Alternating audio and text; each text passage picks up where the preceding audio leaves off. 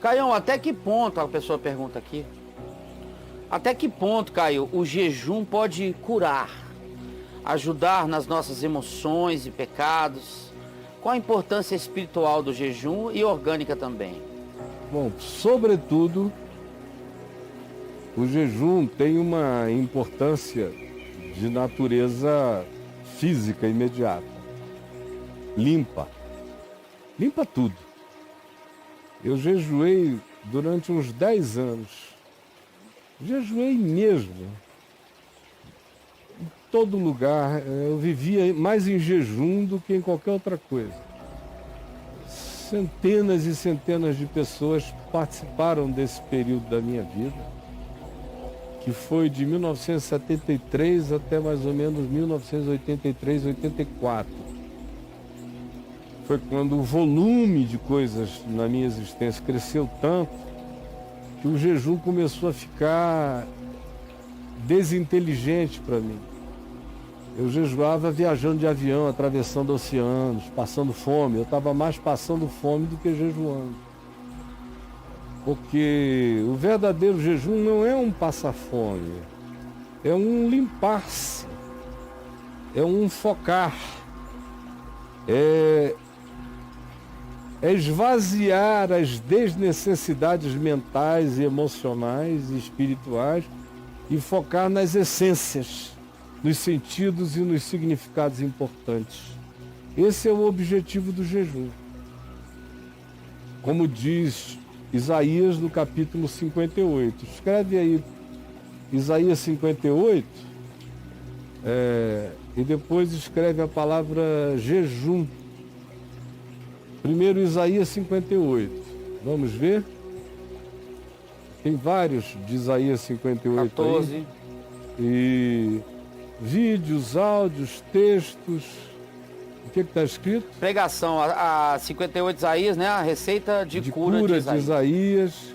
Você pede milagres contra o amor na sua vida? Aí são todos aí Isaías 58, que é um texto que fala sobre o jejum que agrada a Deus.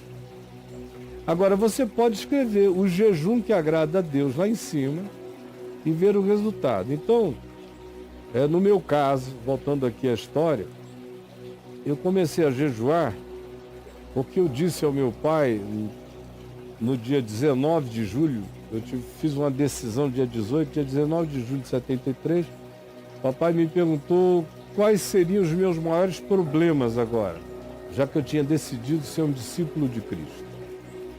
Aí ele me perguntou se era uso de drogas. Eu falei, não, droga é bobagem. Eu nunca gostei de droga, de anfetamina, cocaína. Eu usava uma vez na semana, um amigo me dava, isso, aquilo, mas nunca tive fissura por ácidos. Nenhuma, eu falei zero. Aí ele falou da maconha. Eu falei, a maconha eu gosto, mas também não é um problema.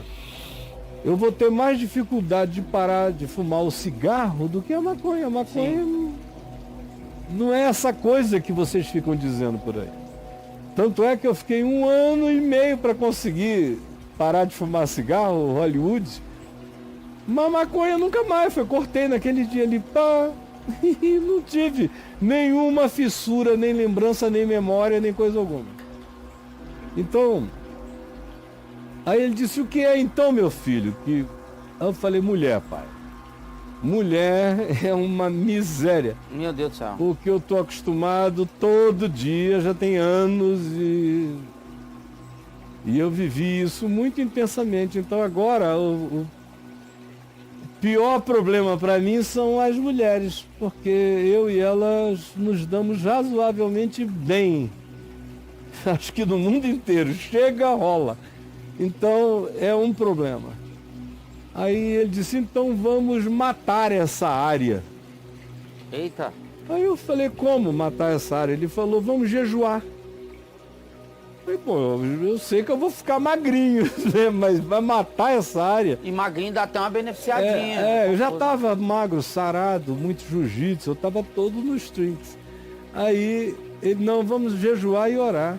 Papai não esperou. Dia seguinte vamos lá, jejum e oração. Foi me botando devagar, primeiro 12 horas, depois 17, depois 24, e foi aumentando. Aí, como é que você tá e tal? Não, agora eu tô legal com 24, então vamos para 48. Aí nós fomos, e ele ia junto comigo. Aí nós chegamos a jejuar 5, 6 dias. Só bebiam, assim, 3 golinhos d'água à noite, para não haver desidratação. Mas sem água também? Não, 3 golinhos ou 4 de água à noite. Só? Só. Não bebia mais água? Nada, água nenhuma. 3 goles, assim, um copo d'água, metade de um copinho. Que é isso, cara? De geleia de água. É. Bem devagarzinho à noite. Ficava magrinho. Quebrava o jejum com calma, com comida leve, não sei o quê, mas 2 dias depois iniciava outro ciclo. Ficava 2 dias sem jejuar? 2, 3 dias iniciava outro ciclo. Normalmente os ciclos eram de 2 dias e meio. Quando eu estava com compromissos intensos só no fim de semana. De pregação muito intensa. Aí eu começava a jejuar na sexta-noite, e jejuava o sábado inteiro, o domingo inteiro, e quebrava no domingo, 11 da noite, meia-noite, o jejum.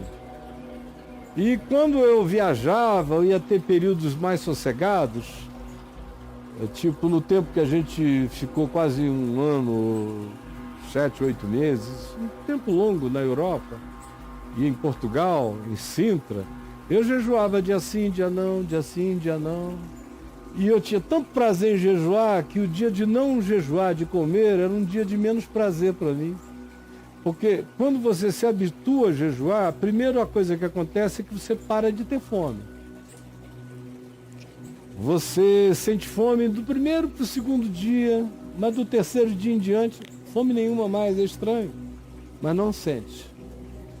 E a outra coisa que você observa logo é que seu corpo fica todo muito limpo, né? Suas fezes perdem o cheiro, tudo em ti se purifica. E aí a próxima coisa que você nota é o foco mental. A gente gasta muita energia física para tirar essas porcarias todas.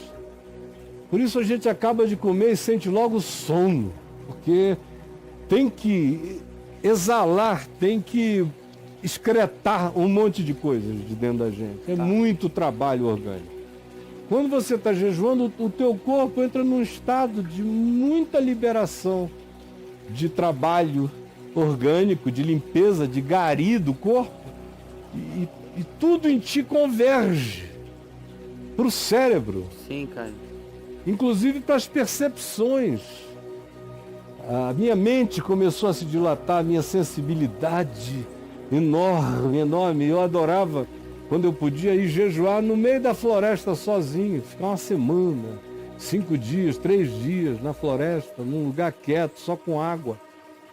E às vezes um pacote de bolacha creme cracker, para ficar uma semana, 5 dias, uma por dia, só aguinha de noite. Isso quando eu ia só. Porque papai ficava com temor de que acontecesse alguma coisa e eu não tivesse força para sair dali, ele pedia para eu comer uma bolacha ou 2. Ou quando ele se dedicou a 21 dias de oração e jejum, nos quais ele bebia água 3 vezes na semana e comia um pedaço de pão 2 vezes na semana. E passou 21 dias orando e jejuando por um determinado objetivo. E quando terminou, foi uma coisa extraordinária o que aconteceu, o que a gente viu. O fato é que você fica exalando aquilo, dilata, de modo que o maior beneficiário, claro, sou eu. Deus não precisa do jejum de ninguém, jejum não aumenta nada em Deus, não tira nada em Deus. Deus não fica mais livre para me usar porque eu estou jejuando. Tá. Quando toda graça, tudo de Deus em mim é graça, é favor imerecido, então não é o jejum que compra, que adquire. O jejum só me abre mais para receber de graça o que está lá. O jejum como que esvazia o meu cálice para ele transbordar, falando uma linguagem poética dos salmos. É o que acontece, ele limpa você de tanto entulho, desentulha. Como aí você pergunta, e como Jesus disse aos discípulos lá em Mateus 17, após a transfiguração, que o demônio não saiu do menino acerca de quem o Pai intercedia aos discípulos que expulsassem dele o demônio, por que Jesus disse a eles, esta casta não sai senão por meio de jejum e oração? Sim. Não foi o que ele disse? Foi. Esta casta não sai senão por meio de jejum e oração. Embora ele mesmo andasse expulsando demônios o dia inteiro sem jejum e oração, o gadareno ficou livre sem jejum e oração, ele mandou os seus discípulos de 2 em 2, de cidade em cidade, mandando comer, beber, em tudo que é lugar, ou seja, não tinha uma recomendação de jejum. De jejum. E os demônios saíam, tanto é que eles voltaram felizes, Lucas 10, os demônios nos deixam. Durante todos esses anos, eu fico crendo que, de fato, essa casta a qual ele se referiu não é propriamente a do demônio. Mas é a casta da nossa própria incredulidade. A pior casta que pode existir é da minha incredulidade. Ou a casta de eu pensar que é de mim que exala o poder para libertar quem quer que seja. É com muito jejum e oração que eu fico livre da casta pior de todas, que é a minha presunção. Entendi. Porque no mais, dizer que tem certos demônios que não saem se eu não estiver em jejum e oração, eu estou negando o espírito geral do Evangelho. E negando também o encontro de Jesus com a pior de todas as castas. Legião é o meu nome porque somos muitos. E que não teve nada a ver com nenhum tipo de preparação, nem jejum, nem oração, com coisa nenhuma. Era a natureza do caminho dele, que andando em Deus, o Pai, que era um jejum, mesmo quando ele comia, é quando a tua atitude é uma atitude de devocional constante. Aí você está jejuando mesmo quando está comendo. Porque o grande jejum que Isaías 58 ensina é o jejum do mal. É a abstinência da amargura, do ódio, da queixa, do coitadismo. Está explicitado lá, ficar com a cabeça como junco, ai de mim. É o jejum de todo tipo de auto-vitimização. Jejue disso. E exercite-se no mesmo texto em desatar armaduras, em libertar cativos, em dar de comer a famintos. Exercite-se no amor que não se esconde do seu próximo, antes o acolhe. Exercite-se nisto. E aí, você não precisará nem orar. Antes de orar, Deus já vai dizer, oi, estou aqui. Vosso Pai Celeste sabe, estou aqui. O Senhor será a tua retaguarda. E Ele irá diante de ti. Enquanto isso, a tua vida vai se tornar como um jardim regado. Tu vais ficando lindo à medida em que caminhas assim. E tu te tornarás o restaurador de muitas gerações passadas e o consertador de brechas contemporâneas. Se você praticar o jejum do mal, se você praticar o jejum da arrogância, e se você praticar agora a dieta do amor que se entrega ao próximo. Isso é o jejum que Deus espera. Amém. E aí no portal tá cheio disso. Você chegou a ver o jejum que agrada a Deus? Isso. Tinha um passarinho aqui, Opa. piando e fazendo um xixizinho na minha cabeça. Que não seja na minha. Não Faz na jejum tua de não, xixi. foi na minha. Que Fez na sua? Me ungiu umas 2, 3 vezes. Cara. Mas tá aqui o bichinho. Vamos lá. O jejum que agrada a Deus, tá lá, bota aí. Né? Onde Deu está? quantos, hein? Onde está? Deu 10. 10. Isso. Dê uma lida aí no jejum que agrada a Deus. Onde está o reino de Deus? Tá aqui você, meu passarinho. Deus lindo. está me punindo. Lindo, lindo. Ah, tá ali, te vi. Tá Não é ali. um macaquinho não, Caio? Não, é aquele bichinho ali. Ele passa por aqui soltando os negocinhos dele. Ah, é um passarinho. Ó, foi Olha embora. aí, já foi ali. Embora. Então tá, o jejum que agrada a Deus, 10 ocorrências, ok? Ok. Acabou, Caião. Então acabou o tempo? Acabou. Que pena. É.